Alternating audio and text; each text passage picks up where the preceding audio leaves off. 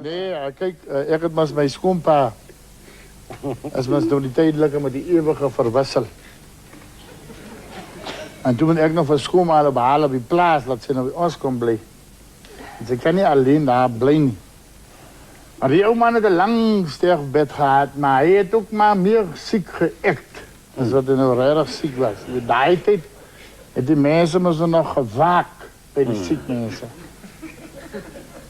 Nou zit hulle om die bed. En die oude lei nou, die tanden is nou in die glas voor die bed. En hoe lei die oude zo lei.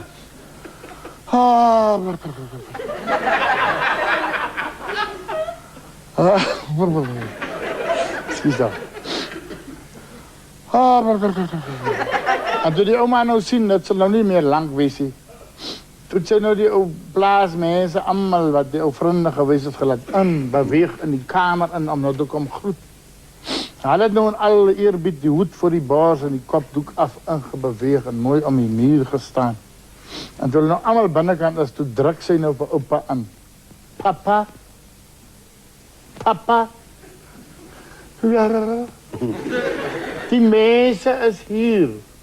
Die mensen komen groet voor jou.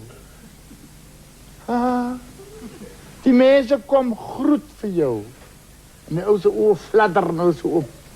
Nou kijk zo aan die kamer en zei, nou waar willen we daar allemaal heen gaan?